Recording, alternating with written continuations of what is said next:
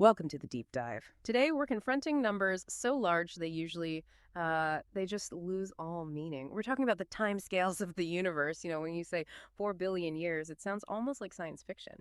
It's just too abstract. So we're aiming to give you a new tool today, kind of cosmic clock to help make sense of deep time.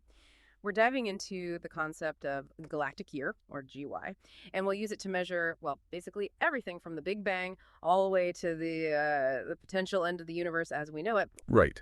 And the galactic year, sometimes people call it a cosmic year. It's fundamentally quite simple. Yeah. It's just the amount of time it takes for our solar system, for us, to complete one single grand orbit around the center of the Milky Way galaxy. It's like our galactic lap time. And the key number, the conversion factor you need to remember, is that one galactic year is approximately 225 million Earth years. Now, 225 million, that number, it turns out to be a really useful intermediary. It's not quite the mind-numbing 9 zeros you get with a billion years, but it's also not the fiddly, almost too small scale you get if you try to track everything in just millions of years. Exactly. It's sort of a Goldilocks unit, isn't it? Not too big, not too small. And when you think about that orbit, you really have to pause and consider the staggering speed we're maintaining just to stay in it. Our sources note the solar system is averaging about 230 kilometers per second. Per second, yeah. Which is what? Over 500,000 miles per hour? Something like 828,000 kilometers per hour. Just to put that into perspective for you. If you could somehow travel that fast right here at the Earth's surface, you'd zip around the entire equator in under 3 minutes. Like 2 minutes and 54 seconds. That's the figure. Wow. We're moving at roughly 11300th the speed of light, which sounds fast, and it is fast. And yet, even at that speed, it still takes 225 million years just to go around the galactic center once. It's incredible. And what's fascinating here, and why this unit is so useful, is how it bridges different scientific fields. Yeah. Think about geologists. They often deal with events separated by millions of years, right? Mm-hmm. But they also have to grapple with the Earth's entire 4 billion year history. And as the sources point out, if you just use a billion-year increment, it's too coarse. It just lumps too many distinct, important events together. The GY scale gives you just enough resolution without getting bogged down in, millions and millions. So it makes deep history more manageable. Exactly. Yeah. In fact, our entire geologic timescale, everything from the formation of the planet right up to today, covers roughly 18 galactic rotations. 18. That's a number you can actually work with, 8-10 laps around the galaxy. Okay, yeah, I can picture that much better than 4.5 billion years. All right, let's unpack this cosmic timeline then, using the galactic year. We'll call it GAL for short, right? We have to start at the absolute beginning. The Big Bang, that happened 61 gal ago. 61 gal ago, yes. That's the starting gun for the universe as we understand it. And almost immediately after that, cosmically speaking, the process of galaxy formation kicked off. The very beginnings of our Milky Way started taking shape around 60 gal ago. Just one galactic rotation later. That seems incredibly fast. Well, structures form quickly under gravity when you have the right initial conditions. But what's really crucial for understanding our galaxy today is realizing that the early Milky Way wasn't just quietly forming. It was a pretty dynamic place. Okay, and here's where it gets really interesting, based on the sources. About 49 gal ago, so quite a long time after the initial formation, the Milky Way seems to have gone through a massive structural change, like a huge event. We merged with another galaxy. That's right. This was a hypothesized collision for a while, but the evidence now, especially from studying how stars move, it strongly supports this idea of a merger with a galaxy nicknamed Kraken. We're talking about a significant event where this smaller, perhaps older galaxy, Kraken, basically plunged right into the young Milky Way. Wow. So not a gentle docking maneuver. Not at all. This is thought to have been a pretty violent encounter. It's believed to be responsible for creating the thick disk structure we see in our galaxy now. It essentially injected a whole bunch of gas and stars, stirred everything up, and fundamentally reshapes the gravitational landscape. Yeah. All that happened 49 galactic rotations ago. That's amazing. So the very shape, the structure of our galactic home is a result of this ancient violent merger, long, long before our own sun or Earth even existed. Precisely. We have to fast forward quite a bit after that cosmic dust settles, so to speak. After maybe 40 more galactic orbits of the universe evolving and stars forming and dying, we finally arrive at the formation of our own local neighborhood. The birth of our sun, and the Earth along with it, is placed much later. Around 20 gal ago. 20 gal ago. So our sun has completed 20 full laps around the galactic center since it first ignited. 20 full trips. Yeah. And if we zoom in on Earth's earliest history right after its formation, The appearance of liquid water, the formation of the first oceans, that happened around 17 to 18 gal ago. Okay, so oceans formed between 18 and 17 gal ago, and life followed pretty quickly after that. Remarkably quickly. The sources place the origin of simple life on Earth at about 17 gal ago. Right after the oceans. Pretty much. What this GY scale really highlights, I think, is the difference between the sheer speed of initial formation, like planets, oceans, maybe even basic life, and the much, much slower pace of evolutionary refinement. Ah, okay. Makes sense? So you get the first life at 17 gal ago. But the jump to the first simple cells, the prokaryotes, these are cells without a proper nucleus. That only took about one more rotation. They appear around 16 gal ago. Okay, one galactic lap to get basic cells. That still seems fairly quick in the grand scheme. It does. But then the next major step, the leap towards true cellular complexity, that was a marathon, not a sprint. How long did that take? Well, the prokaryotes appeared 16 gal ago, right?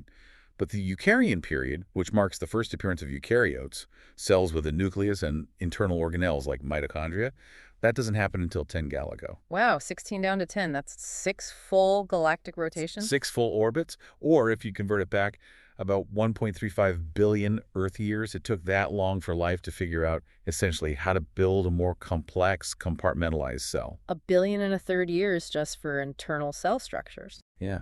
And interestingly, this period, around 10 gal ago, also seems to coincide with the stabilization of Earth's continents. This is when the major continental landmasses, the cratons, really formed and became sort of permanent features of the planet's surface. So you have the slow, grinding work of geology and the slow, intricate work of biological evolution happening in parallel during those 6 long orbits. That's a great way to put it. And we can't forget, maybe the greatest environmental catastrophe in Earth's history happened right in the middle of that period, the Great Oxidation Event. That kicked off around 11 gal ago, right? Spot on, 11 gal ago. This is when early photosynthetic life, probably cyanobacteria, started pumping out enormous amounts of oxygen as a waste product. And for most life on Earth at that time, which was anaerobic, oxygen was basically a deadly poison.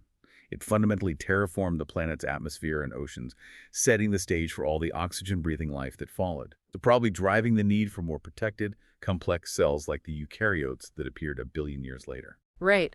A planetary-scale pollution event that paved the way for us. Okay.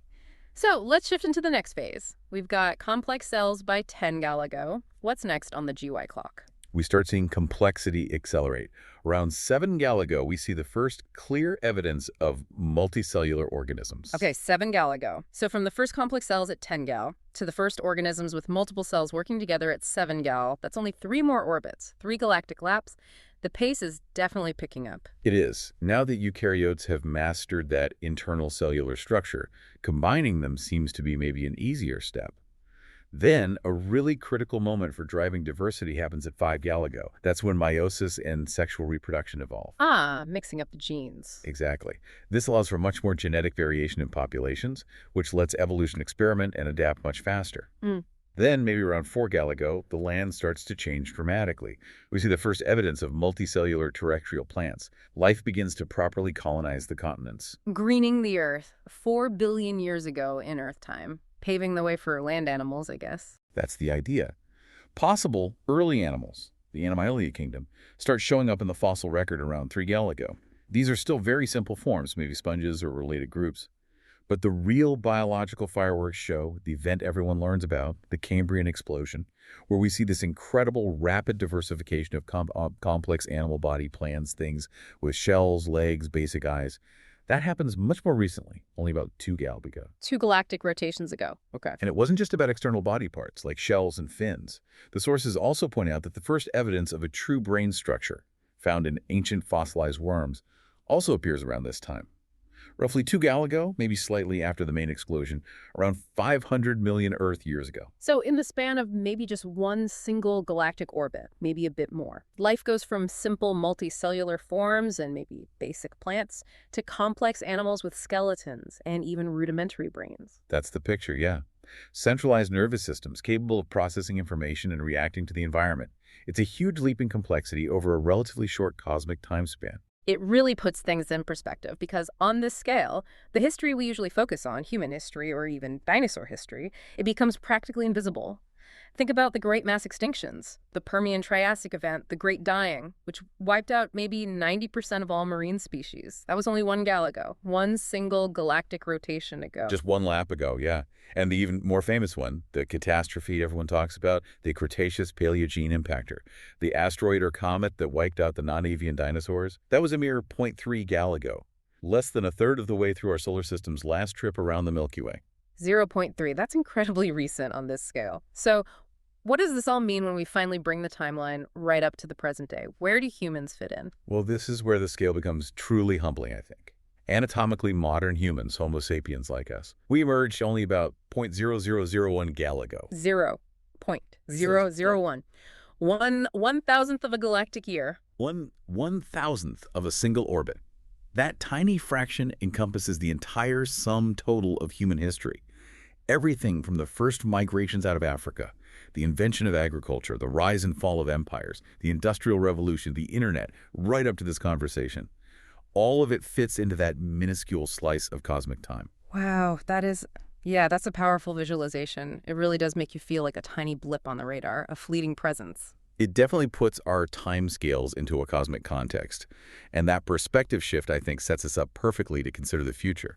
We can try to project what the next 0.0001 gal might look like for humanity, but our timeline based on the sources stretches much, much further out. It goes deep into the cosmic future.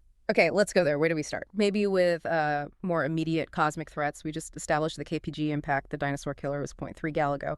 But the sources calculate that the mean time, the average time between impacts of that kind of severity has already elapsed. It says 0.15 gal. Yeah, that's an interesting point.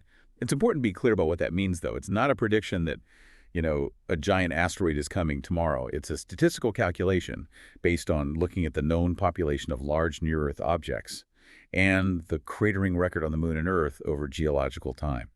Basically, average out over millions of years, impacts of that KPG magnitude happen roughly every 100 million years or so, give or take. And the last one was 66 million years ago, so zero point 0.3 gal. Exactly. The 0.15 gal figure relates to the statistical mean recurrence interval, which is indeed less than the time elapsed since the last one. So statistically speaking, we are sort of in the window where such an event could occur. It just means the probability isn't zero. It's a stark reminder that we live in a dynamic, sometimes dangerous solar system, a cosmic shooting gallery, even if the odds of a direct hit are very low on any given human timescale. Right. Okay, so a potential hazard, statistically speaking. Meanwhile, down here on Earth, the planet itself keeps changing under our feet. The sources project that in just one full galactic rotation from now, so 225 million years, plate tectonics is expected to bring all the current continents crashing back together again, a new supercontinent. That's the projection based on current plate motions, yeah. Geologists expect the cycle to continue.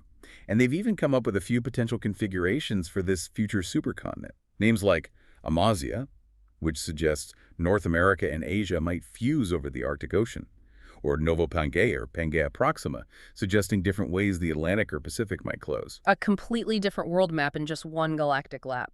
And even the view from Earth will change. Our moon won't be putting on quite the same show forever. Because of tidal acceleration, the gravitational interactions between Earth and the moon is actually slowly drifting away from us, just a tiny bit each year. But over cosmic timescales, it adds up. And the projection is that in about 2 to 3 gal, so 450 to 675 million years, the moon will have moved far enough away that its apparent size in the sky will be too small to completely cover the sun. No more total solar eclipses. Exactly. The era of total solar eclipses, one of nature's most spectacular sights, will come to an end. We'll only get annular eclipses after that point. Huh. Okay, that's a specific kind of sad milestone. But the sources mention a much bigger biological turning point coming not too long after that. Multicellular life itself dies out in 4 gal. 4 galactic rotations from now. What causes that? It's tied to the long-term carbon cycle of the planet. It sounds counterintuitive, maybe, but the problem is a slow geological decline in atmospheric carbon dioxide. Over hundreds of millions of years, geological processes like rock weathering continually draw CO2 out of the atmosphere and lock it away in minerals. While volcanic outgassing replenishes some of it, the long-term trend, as the Earth's internal heat diminishes, is expected to be downwards. Less CO2 in the air. Dramatically less. And the projection is that by about 4 gal from now, roughly 900 million years, the CO2 concentration in the atmosphere will fall so low that it becomes impossible, even for the most efficient forms of photosynthesis, like C4 photosynthesis, used by many grasses today to function effectively. Plants can't breathe, No, basically. essentially, yes. If even the most efficient primary producers at the base of the food web can't survive, then the entire complex food chain collapses. That leads to the extinction of virtually all multicellular life plants and animals. Wow, so it's not heat, it's starvation of CO2. Initially, yes, though the heat comes later. We need to fast forward significantly now. By about 15 gal into the future, that's over 3 billion years from now. The sun's increasing luminosity will have boiled away the oceans, and Earth's surface conditions are expected to become comparable to Venus today. A scorching, lifeless rock. Okay, so Earth becomes uninhabitable long before the sun actually dies. But the sun does eventually die, right? Oh, yes. The ultimate fate for our star arrives around 25 gal from now, roughly 5 to 6 billion years in the future. That's when the sun will run out of hydrogen fuel in its core. It will swell up dramatically into a red giant star. It's likely to engulf Mercury and Venus, and possibly even Earth, though that's less certain. After that phase, it will shed its outer layers, creating a beautiful, glowing structure called a planetary nebula, and leaving behind its core a dense, cooling remnant called a white dwarf star. That's the end for the sun as we know it. 25 galactic rotations from now. But the Milky Way itself, our galaxy, doesn't even wait for our sun to burn out, does it? Our own fate seems tied up with our nearest big neighbor, the Andromeda Galaxy. That's right, we're on a collision course, based on current measurements of Andromeda's motion towards us. The two galaxies are expected to begin their primary interaction, their collision and merger, around 22 gal from now. Slightly before our sun turns into a red giant. Yeah, the timing is close. This will be a major cosmic event, a slow-motion train wreck on a galactic scale spanning hundreds of millions of years. The merger process itself is expected to complete around 30 gal from now. The result will be a brand new, absolutely enormous elliptical galaxy, no longer a spiral like the Milky Way or Andromeda. Astronomers have already coined some potential names for this future behemoth, like Milkomeda or Milkdromeda. Milkomeda, I like it. Our descendants, if any existed, would live in a fundamentally different-looking galaxy. Completely different night sky, different structure. Okay, so that takes us out 30 galactic rotations. Are we going into the really deep, deep future now?